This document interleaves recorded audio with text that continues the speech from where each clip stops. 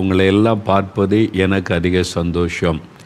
ஏன் தெரியுமா? இயேசு கிறிஸ்து உங்களை பார்த்து அதிக சந்தோஷப்படுகிறார். உங்களை ஆசீர்வதிக்க, உங்களுக்கு அற்புதம் செய்ய மிகுந்த ஒரு விருப்பத்தோடு ஆண்டவர் உங்களை சந்திக்கும்படி நீங்கள் இருக்கிற இடத்தில் உங்களுடைய வீட்டுக்குள்ளேயே அவர் வந்திருக்கிறார். இந்த நாளில் உங்களுக்கு அற்புதம் செய்து உங்களை மகிழ பண்ணுவார். இப்பொழுது இயேசு கிறிஸ்து உங்கள் மேலே வைத்த அன்பின் நிமித்தமாகத்தான் உங்களுக்கு அற்புதம் செய்ய அவர் விருப்பத்தோடு இருக்கிறார். இன்றைக்கி உங்களுக்கு ஒரு அற்புதம் தேவை. ஏதோ ஒரு வியாதியில் கஷ்டப்பட்டு கொண்டிருக்கிறீங்க, உங்களுக்கு ஒரு அற்புதம் தேவை. ஏதோ ஒரு பிரச்சனை உங்களை பாதித்து கொண்டிருக்கிறது, என்ன செய்கிறதுன்னு தெரியல, அதிலிருந்து விடுதலை பெற உங்களுக்கு ஒரு அற்புதம் தேவை. யாரோ ஏதோ பண்ணிட்டாங்க, அதனால் அந்த அசுத்த ஆவி உங்களை அலைக்கழித்து தூக்கத்தை கெடுத்து உங்களை தற்கொலை செய்ய தூண்டிக்கொண்டே இருக்கிறது. ஒரு மனவேதனையில் வெளியே சொல்லவும் பயம். இதை சொன்னால் நம்புவாங்களா? இப்படிலாம் நடக்குமாங்க, அப்படி தான் சொல்லுவாங்க, ஆனால் நான் பாதிக்கப்படுகிறேனே என்கிற ஒரு வேதனை. இப்படி தொடர்ந்து என் குடும்பத்தில் இந்த பிரச்சனை, தொடர்ச்சியாக இந்த பாடுகள், என்றைக்குத்தான் முடிவு வரும் என்ற கலக்கத்தோடு நீங்கள் இருக்கலாம். இயேசு கிறிஸ்து இன்றைக்கு உங்களுக்கு ஒரு அற்புதம் செய்ய போகிறார்.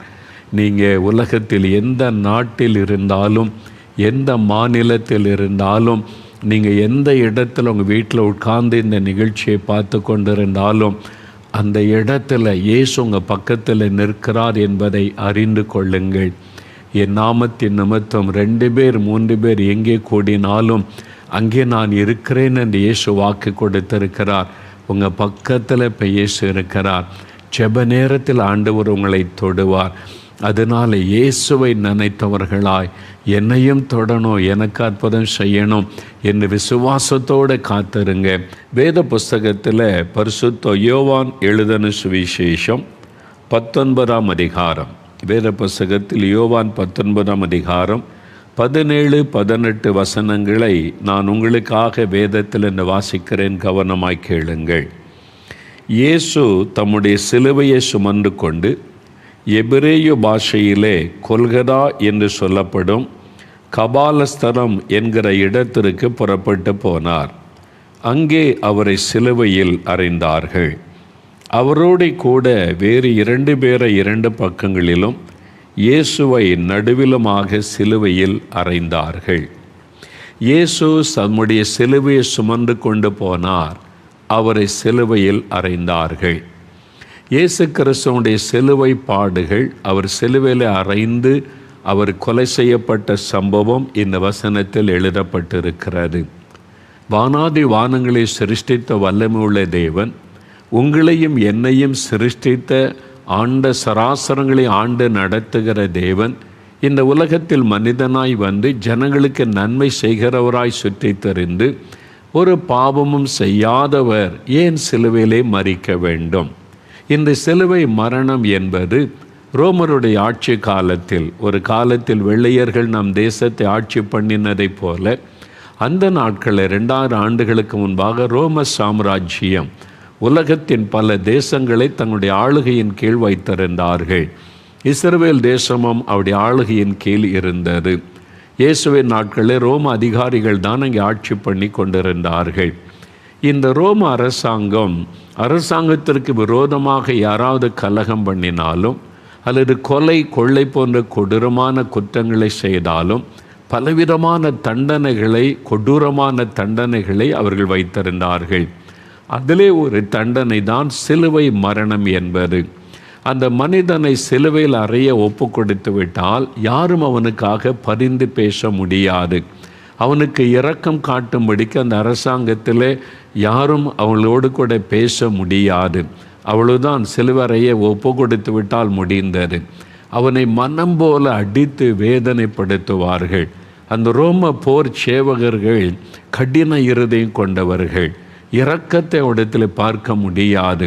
அந்த மாதிரி அடித்து கொடூரமாய் வேதனைப்படுத்தின பிறகு அவள் எந்த சிலுவையில் அறையப்பட வேண்டுமோ அந்த சிலுவையை அவருடைய தோளிலே சுமந்து கொண்டு வரும்படி கட்டாயப்படுத்தி இழுத்து கொண்டு போவார்கள். வீதி வழியாய் சிலுவை சுமந்து கொண்டு போக வேண்டும். கடைசியில் குறிப்பாக ஒரு இடம், ஊருக்கு பட்டணத்துக்கு வெளியிலே அங்குதான் அவளை சிலுவையில் அறைவார்கள். கொல்கதா என்று சொல்லக்கூடிய இடம். அதில் ஜனங்கள் வருகிற போகிற மெயின் ரோடு வருகிற கூடிய ஒரு இடம். எருசலேம் பட்டணத்துக்கு வரக்கூடிய அந்த வழியிலே, அந்த மலைப்பகுதியிலே அவர்களை சிலுவையில் அறைந்து விடுவார்கள். அவனுடைய வஸ்திரங்களையெல்லாம் களைந்து விட்டு அவனுடைய கைகளில் ஆணி அடிப்பார்கள், கால்களிலே ஆணி அடிப்பார்கள். அந்த சிலுவையை தூக்கி நிறுத்தி விடுவார்கள். அவன் செய்த குற்றத்தை எழுதி அந்த சிலுவையின் மேல் வைத்து விடுவார்கள். கொஞ்சம் கொஞ்சமாய் இரத்தம் அடிந்து கொண்டே இருக்கும். அந்த வழியாய் போகிறவர்கள் அதை பார்த்து, இவன்தான் இந்த குற்றத்தை செய்தவன், இவன்தான் இந்த கொலை செய்தவன், இவன்தான் அரசாங்கத்துக்கு விரோதமாய் கலகம் பண்ணினவன் என்று அவன் செய்த குற்றத்தை சொல்லி அவனை பரிகாசம் பண்ணுவார்கள். ஜனங்களுடைய பரிகாசம் ஒரு பக்கம், சரீரம் காயப்பட்டு இரத்தம் அடிந்து வடிந்து கொஞ்சம் கொஞ்சமாய் அவன் தன் ஜீவனை வெறுத்து மரணம் அடைவான். இதுதான் சிலுவை மரணம் என்பது. ஒரு மனிதன், ஆரோக்கியமான ஒரு மனிதன் சிலுவையில் அறையப்பட்டால் கிட்டத்தட்ட 11 மணி நேரம் அவனுடைய உயிர் ஊசலாடி கொஞ்சம் கொஞ்சமாய் இரத்தம் வடிந்து வடிந்து வடிந்து அவன் ஜீவன் போகும் என்பதாய் வரலாறு சொல்லுகிறது. அந்த மாதிரி ஒரு கொடூரமான மரணம்தான் சிலுவை மரணம் என்பது. பிரியமானவர்களே, அவருடைய உயிரை யாருமே எடுக்க முடியாது. அவர் ஜீவனுள்ள தேவன். அவராக கொடுத்தால்தான் உண்டு. யோவான் 10:18 இயேசு சொல்லுகிறார், என் ஜீவனை கொடுக்கவும் எனக்கு அதிகாரம் உண்டு, அதை திரும்ப எடுத்துக்கொள்ளவும் எனக்கு அதிகாரம் உண்டு என்று இயேசு சொன்னபடி தன்னுடைய சிலுவையில் தன் ஜீவனை கொடுத்தார். 3ஆவது நாள் மறுபடியும் ஜீவனை எடுத்துக்கொண்டு மரணத்தை ஜெயித்து உயிர்த்தெழுந்தார். வேதத்தில் சொல்லப்பட்ட காரியங்கள் அப்படியே நிறைவேறிற்று.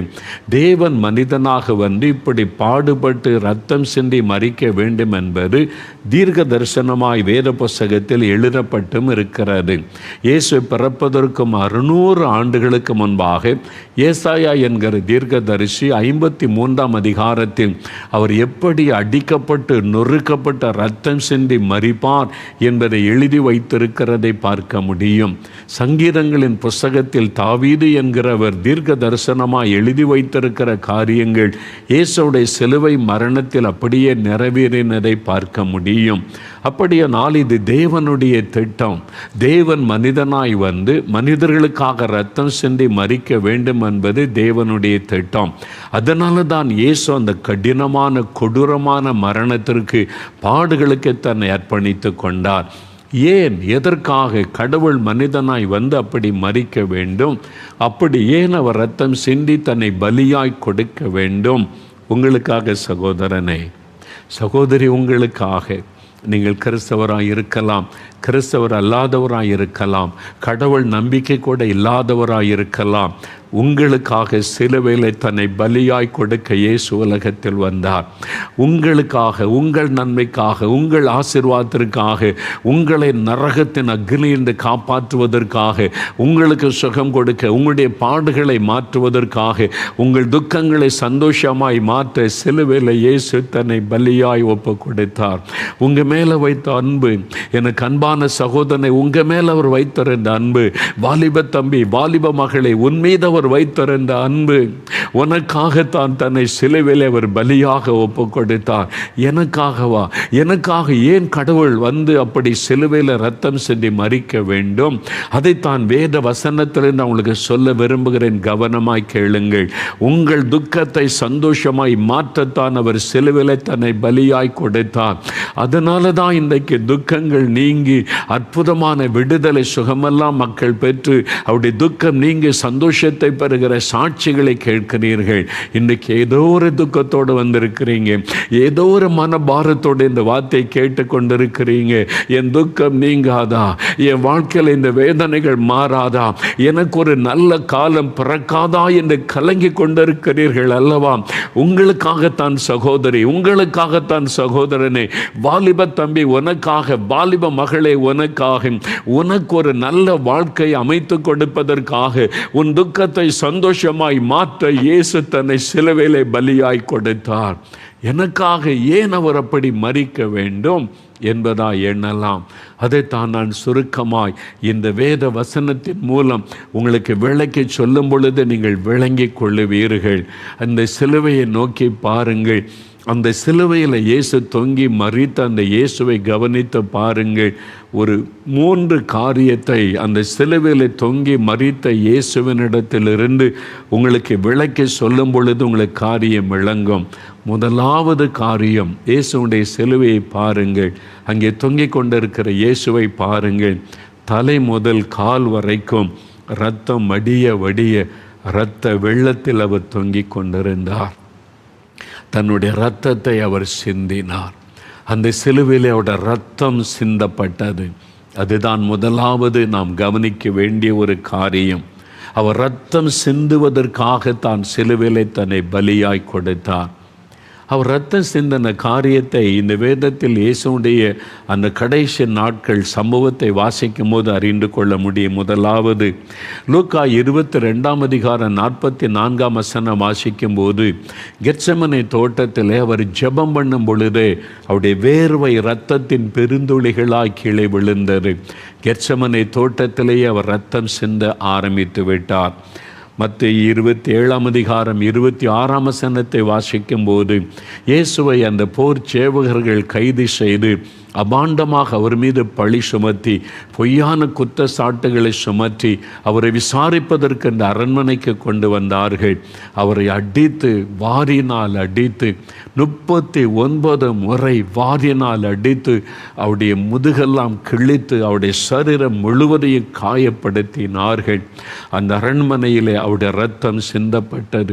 கைதிகளை விசாரிக்கிற இந்த இடத்திலே, கொடுமைப்படுத்துகிற இடத்தில் இயேசு கிறிஸ்துவுடைய பரிசுத்தமுள்ள இரத்தம் சிந்தப்பட்டது. மத்தேயு 27:29-30 வசனத்தை வாசிக்கும் பொழுது, முள்ளுகளினால் ஒரு முடியை பின்னி முள் கிரீடத்தை அவருடைய தலையிலே வைத்து கோலினால் அந்த போர் வீரர்களை அடித்தார்கள். அந்த முற்கள் தலையில் பதிந்த பொழுது அந்த கண்கள், அந்த தலையில் இருந்த இரத்தம் அந்த கண்களெல்லாம் மூடி இரத்தம் அடிய ஆரம்பித்தது. தலையிலிருந்த இரத்தம் இயேசு கிறிஸ்துவுடைய சரீரமெல்லாம் அடிந்து கொண்டிருந்தது. யோவான் 19:17 வசனத்தை வாசிக்கும் பொழுது, அவர் மீது ஒரு பாரச் சிலுவை வைத்து எருசலேம் வீதி வழியாக இழுத்து கொண்டு போனார்கள். அவர் சிலுவை சுமந்து கொண்டு போகிற வழியெல்லாம் சொட்டு சொட்டாக இரத்தம் வடிந்து கொண்டே வந்தது. சரீரம் முழுவதும் காயப்படுத்தப்பட்டு தலையிலிருந்த இரத்தம், முதுகிலிருந்த இரத்தம், அவருடைய உடம்பெல்லாம் காயப்படுத்தப்பட்ட இரத்தம். அந்த காயம் வெளியே தெரிந்துவிடக்கூடாது என்பதற்காக சிவப்பான மேலங்கியை அவருக்கு உடுத்தினார்கள் என்று வேதம் சொல்லுகிறது.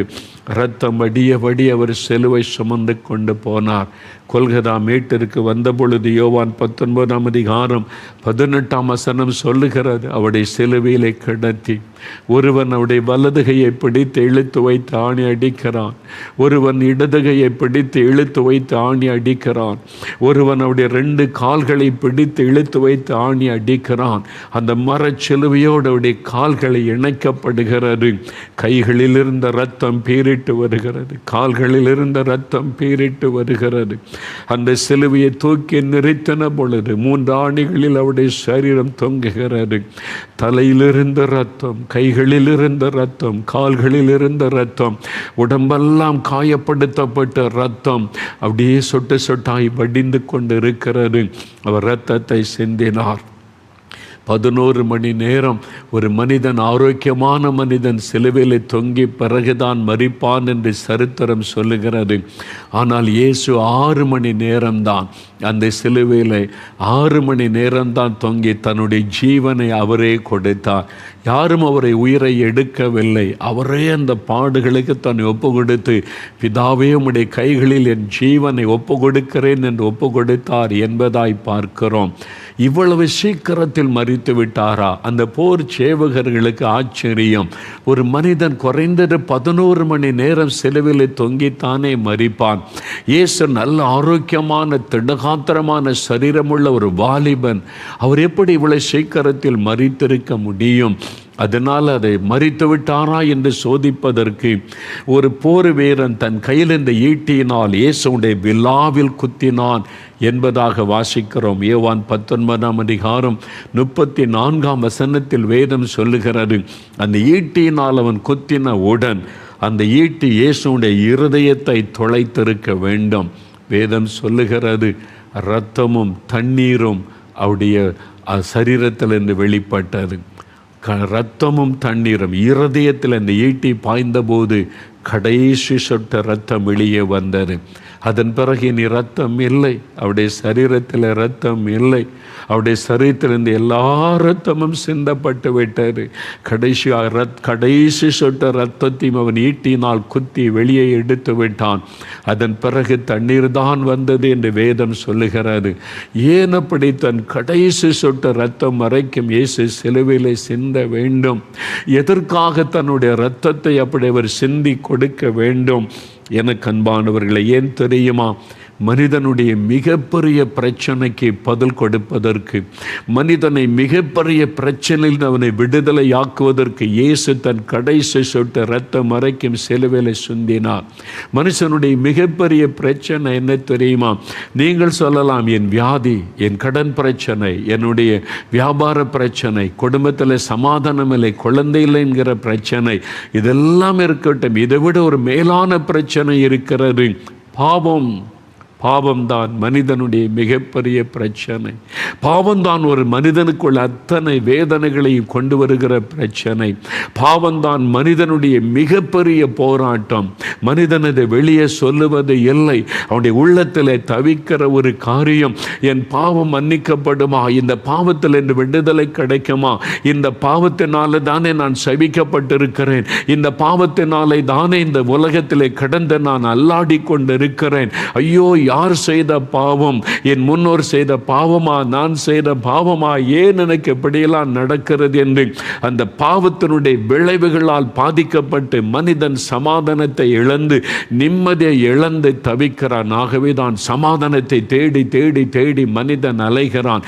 எதற்காக? எங்கு போனால் என் பாவம் மன்னிக்கப்படும், என்ன செய்தால் என் பாவம் மன்னிக்கப்படும், இந்த பாவத்திற்கு பரிகாரம் என்ன என்று மனிதன் தேடி தேடி அலைகிறதை பார்க்கிறோம். மனிதனுடைய மிகப்பெரிய பிரச்சனை அவனுடைய பாவம். பிரியமானவர்களே, அநேக ஆண்டுகளுக்கு முன்பாக இந்தியா டுடே என்று நம்முடைய இந்தியாவில் வெளிவருகிற மிக பிரபலமான பத்திரிகையில் அப்பொழுது தமிழ் வெர்ஷன்ஸ் வந்து கொண்டிருந்தது. நான் அந்த பத்திரிகையை வாசிப்பது உண்டு. ஒரு நாள் அந்த பத்திரிகை புரட்டும் போது அதிலே ஒரு படம் வெளியிடப்பட்டிருந்தது. ஒரு மனிதன் வலது கரத்தை உயர்த்தி கொண்டே நிற்கிறான் என்பதாக அந்த படம் போடப்பட்டது. இதில் என்ன விசேஷம் என்று வாசிக்க ஆரம்பித்த போது அந்த செய்தி இப்படியாய் சொல்லப்பட்டிருந்தது.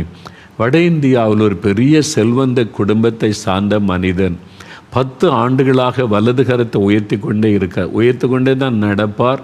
உட்கார்ந்தாலும் வலது கரத்தை உயர்த்தி கொண்டே தான் உட்காருவார். படுக்கும்போது அப்படியே வலது கரத்தை உயர்த்தி படுப்பார், அப்படியே எழும்புவார். இந்த கையை மடக்காமல் உயர்த்தி கொண்டே இருந்ததுனால, இப்போ 10 வருஷமாக உயர்த்தியே வச்சதுனால அந்த கை அப்படியே ஸ்டிஃபாக நின்று விட்டது, மடக்க முடியவில்லை. அவர் உட்காருகிற இடத்துல ஒரு கயிறை தொங்க விட்டு அதை அப்படியே பிடித்து கொள்ள செய்வார்கள். அவருக்கு உதவி செய்ய 2-3 வேலைக்காரர்கள் அவருக்கு உணவு கொடுக்க, அவர்களுக்கு உடை மாற்றுகிற காரியத்தில் உதவி செய்ய அவர் என்ன செய்கிறார்? ஒவ்வொரு புண்ணிய ஸ்தலமாய் போய்கொண்டிருக்கிறார். ஒவ்வொரு ஆறு குளங்கள் கடல் என்று போய் அவர்கள் மூழ்கி அவர் எழும்பி எதற்காக இதை செய்கிறார் என்றால் பாவ மன்னிப்புக்காக, என் பாவம் மன்னிக்கப்பட வேண்டும் என்று.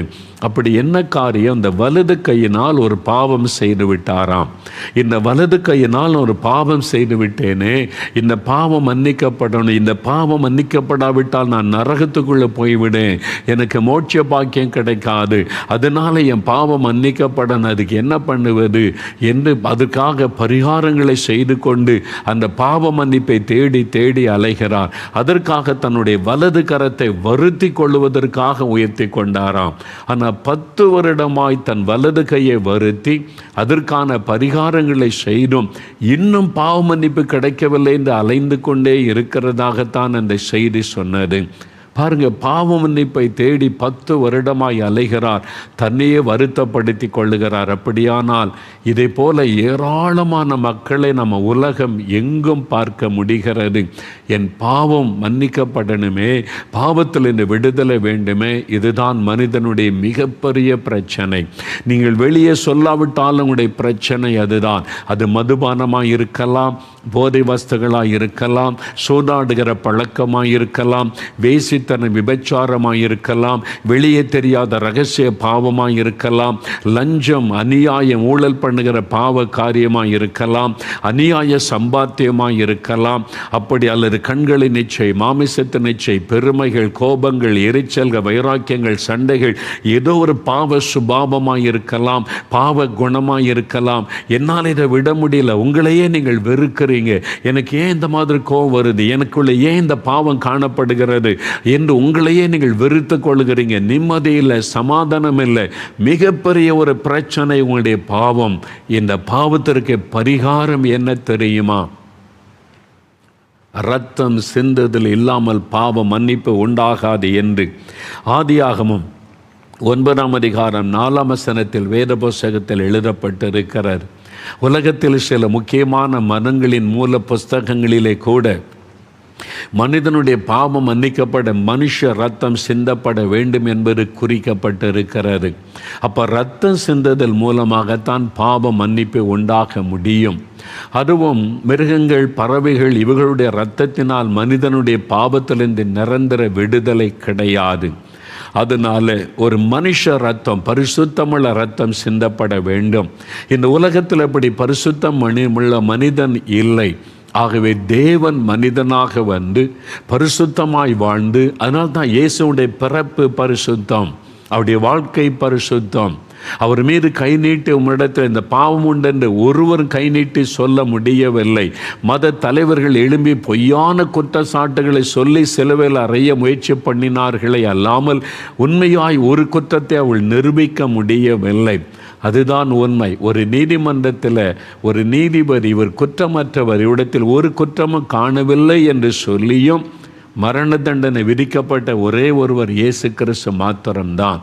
அந்த நீதிபதி சொல்கிறார், பிலாத்து, இவ்விடத்தில் ஒரு குற்றத்தை நான் காணலையே, நீங்கள் சொல்வதெல்லாம் பொய்யா இருக்கிறது, ஒரு குற்றமும் நிரூபிக்கப்படவில்லை.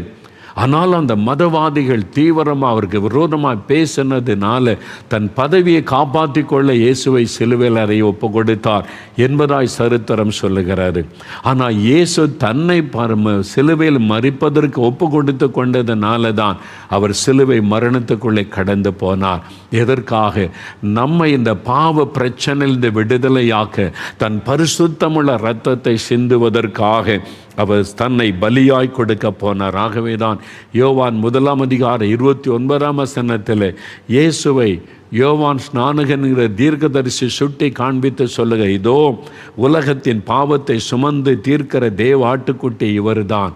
எப்படி ஒரு ஆட்டை பலி செலுத்தி ஒரு மனிதன் அந்த குடும்பங்களுடைய பாவம் போக்க பலி செலுத்துகிறார்களோ அதே மாதிரி முழு உலகத்திற்காக ஒரு தேவ ஆட்டுக்குட்டியாக தன்னுடைய பரிசுத்தமுள்ள இரத்தத்தை சிந்த வந்த தேவ ஆட்டுக்குட்டி இவர்தான் என்று சுட்டி காண்பிக்கப்பட்டார். இயேசுவே சொன்னார், நான் இந்த உலக மக்களுக்காக சிலுவையில் மரிக்க என்னை ஒப்பு கொடுக்கிறேன், நான் சிலுவையில் மரிக்க போகிறேன் என்பதை சீஷர்களுக்கு முன்கூட்டியே சொன்னதை நாம் வேதத்தில் வாசிக்கிறோம். ஆகியோருடைய சிலுவை மரணம் உங்களுக்காக, எனக்காக இந்த பாவ பிரச்சனையிலிருந்து நமக்கு விடுதலை கொடுத்து பாவ மன்னிப்பை கொடுப்பதற்காக தன்னையே அவர் பலியாய் கொடுக்க சிலுவை மரணத்தை ஏற்றுக்கொண்டார் என்பதை நாம் பார்க்கிறோம். பிரியமானவர்களே, எபிரேயர் 9ஆம் அதிகாரம் 12ஆம் வசனம் பாருங்கள். வேத வசனம் அழகான ஒரு காரியத்தை தெளிவாய் சொல்லுகிறதை பார்க்க முடியும். எபிரேயர் 9:12 பாருங்கள். வெள்ளாட்டுக்கடா, இளங்காளை இவர்களுடைய இரத்தத்தினால் அல்ல, இயேசு தம்முடைய சொந்த இரத்தத்தினாலே ஒரேதர மகா பரிசுத்த ஸ்தலத்திலே பிரவேசித்து நித்திய மீட்பை உண்டு பண்ணினார். அநேக ஆண்டுகளுக்கு முன்னால் கோயம்புத்தூர் சிறைச்சாலையிலிருந்து, கோயம்புத்தூர் ஜெயிலிருந்து ஒரு கடிதம் எனக்கு வந்தது. ஜெயிலிருந்து கைதிகள் கடிதம் எழுத முடியும். அங்குள்ள ஜெயிலர்கள் வாசித்து சீல் குத்தின பிறகு அனுப்பி வைப்பாங்க. அந்த மாதிரி கடிதங்கள் எங்களுக்கு வருகிறது உண்டு. ஏனென்றால் இயேசு உடிக்கிறார் பத்திரிக்கை யாரோ ஜெயிலில் போய் கொடுத்துருக்கிறாங்க. அதை வாசித்த அந்த நபர் எனக்கு அந்த கடிதத்தை எழுதியிருந்தாங்க. அவர் ஒரு விசாரணை கைதியாக ஜெயிலில் இருப்பதாக குறிப்பிட்டிருந்தார். ஒரு கொலை குற்றம் சாட்டப்பட்டு விசாரணை கைதியாக இருக்கிறேன் என்று அவர் எழுதிவிட்டு, இந்த பத்திரிக்கை எனக்கு ரொம்ப ஆசீர்வாதமாக இருந்ததை சொல்லிட்டு ஒரு வார்த்தை எழுதியிருந்தார். நான் இங்கே இயேசுவை அறியாதவனைத்தான் வாழ்ந்து கொண்டிருந்தேன். ஜெயிலில் வந்த பிறகு தான் இயேசுவை பற்றி நான் அறிந்து கொண்டேன். இப்பொழுது நான் ரட்சிக்கப்பட்ட கிறிஸ்தவன் என்ற வார்த்தை எழுதியிருந்தார். அவர் ஒரு நாள் சர்ச்சுக்கு போனதில்லை, கிறிஸ்துவ கூட்ட போனதில்லை. ஆனால் அவர் பாருங்கள், ரட்சிக்கப்பட்ட கிறிஸ்தவன் என்ற வார்த்தை என்னை தொட்டார். இவரை பார்க்க வேண்டும் என்று ஒரு ஆசை எழுந்தார். ஆகவே நானும் என்னுடைய மனைவியும் அவரை சந்திப்பதற்கு கோயம்புத்தூர் சிறைச்சாலைக்கு சென்றிருந்தோம். அவரை பார்க்கிற ஒரு வாய்ப்பு கிடைத்தது. சில நம்முடைய நேரம் பேச வாய்ப்பு கிடைத்தது. அழகான ஒரு வாலிபன், ஒரு 20-21 வயசு இருக்க சௌந்தரியமான ஒரு வாலிபன், ராஜேந்திரன் என்பது அவருடைய பெயர். அவரோடு பேசும்போது, எப்படி நீங்கள் ஜெயிலுக்கு வந்தீங்க? அப்பொழுது அவர் சொன்னார், நான் கிறிஸ்தவர் அல்லாத குடும்பத்தில் பிறந்து கிராமத்தில் பிறந்து வளர்ந்தவன். எனக்கு கடவுள் பக்தி தெய்வ பக்தியெல்லாம் இருந்தது. ஆனால் பண ஆசை, சீக்கிரமாக பணக்காரன் ஆகணும், பணம் சம்பாதித்தானே மதிக்கிறாங்க, ஆனால் பணம் சம்பாதிக்கணும். எனக்கு சரியான வேலை இல்லை, யாரும் வேலை கொடுக்கலை, வருமானத்துக்கு வழி இல்லை. அப்போ என்னுடைய ஃப்ரெண்ட்ஸ் சிலர் சேர்ந்து நம்ம பணக்காரங்க வீட்டில் கொள்ளையடித்தா நம்ம பணக்காரன் ஆயிடலாம் என்பதாய் சொல்லி ஆசை காட்டினதுனால பண ஆசை நிமித்தம் அவங்களோட சேர்ந்து கொள்ளையடிக்க நான் போனேன். முதல் முறை ஒரு வீட்டுக்குள்ளே நாங்கள் நுழைந்தோம். கொள்ளையடிக்க போன போது அங்கே ஒரு தகப்பனார் விழித்து விட்டார். அப்போது நாங்கள் யாரையும் கொலை செய்யணும்னு நினைக்கல, பணம் கொள்ளையடிக்கத்தான் போனோம். ஆனால் அங்கே நடந்த அந்த பிரச்சனையில் கொலை செய்யக்கூடிய சூழ்நிலை வந்து விட்டது. அந்த வீட்டில் இந்த தகப்பனார் மரித்து விட்டார்.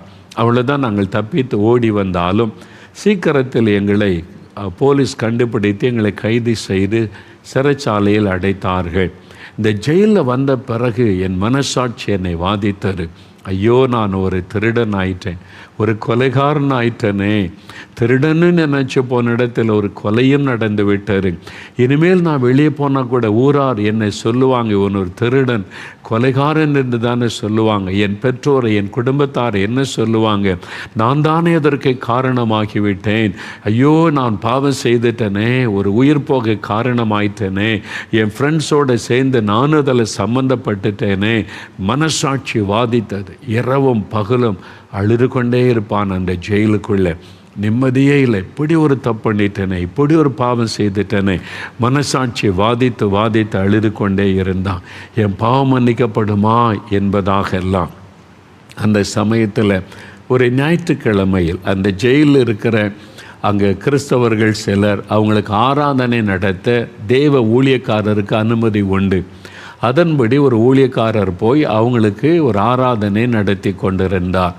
அதில் சில கிறிஸ்தவர் அல்லாதவர்கள் விரும்பினவர்கள் போய் கலந்து கொள்ளலாம். கலந்து கொண்டவர் அங்கே பாட்டெல்லாம் பாடினார்கள். இவன் தூரத்தில் உட்கார்ந்திருந்தான், கூட்டத்துக்குள்ளே போகவில்லை.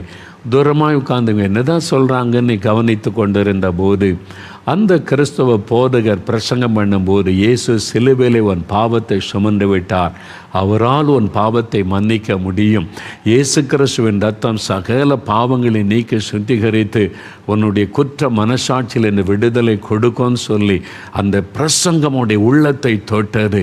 ஐயோ, யார் என் பாவத்தை மன்னிப்பாங்க, யார் எனக்கு இந்த பாவத்தை இந்த விடுதலை தருவான்னு ஏங்குனேனே, இயேசு விடுதலை தருவாரா? அந்த கூட்டம் முடிந்தது. ஓடி போய் அந்த ஊழியக்காரிடத்தில் விசாரித்த போது வேத வசனத்தை எடுத்து காண்பித்தார். இயேசு உன்னுடைய பாவத்தை சிலுவையில் சுமந்து விட்டார், அவருடைய ரத்தம் உனக்காக சிந்தப்பட்டது. நீ பாவத்தை உணர்ந்து நீ மனம் திரும்பினா, நான் பாவம் செய்துட்டேன், நான் பாவிதான், என்னை மன்னிக்கணும்னு இயேசுகிட்ட கேட்டா அப்போ அவர் மன்னிப்பார். அவருடைய ரத்தம் உன் இருதயத்தை கழுவி சுத்திகரித்து பாவ பாரத்தை மாற்றிவிடும் என்று சொன்னபோது நான் இயேசுவினிடத்தில் என் பாவத்தை அறிக்கை செய்தேன்.